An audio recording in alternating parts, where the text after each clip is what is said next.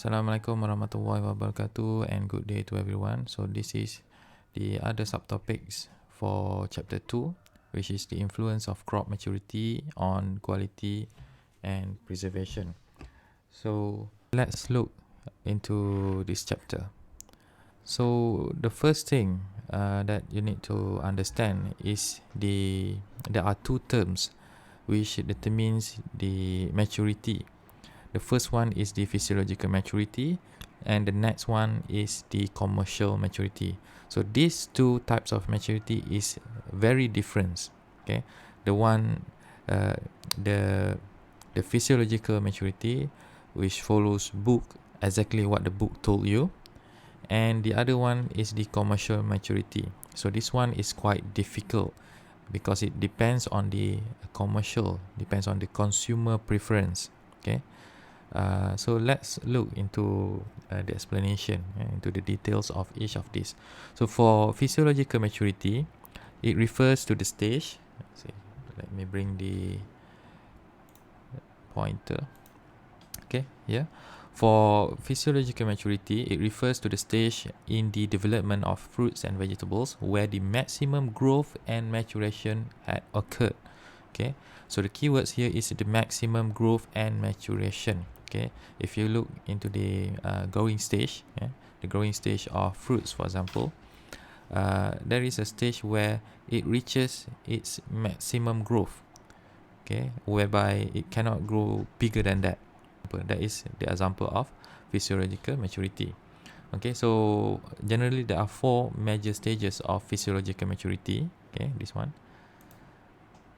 Okay, there are 4.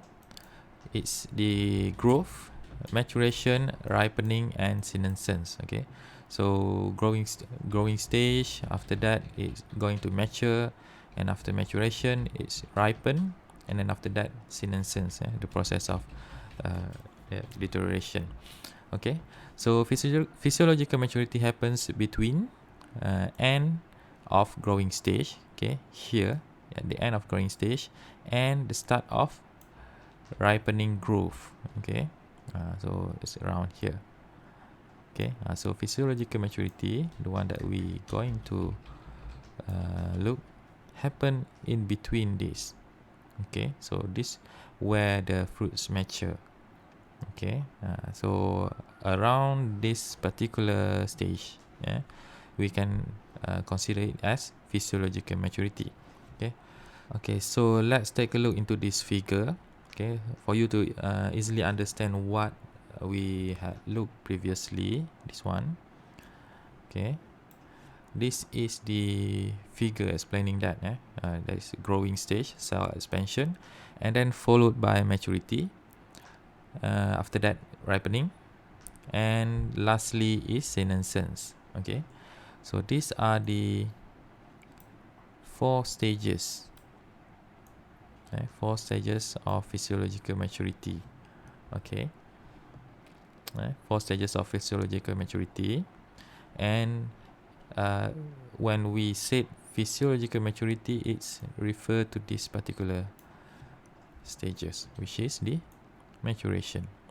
Okay, so right here, it's considered as physiologically matured. Okay, so it's very different from the commercial maturity. Okay, so just now we know this is physiological maturity. However, for commercial maturity, okay, it's very different. Commercial maturity depends on the requirement or the use, the end use of the particular crops by the consumer. So it depends whether it needs an old crops or young fruits, for example.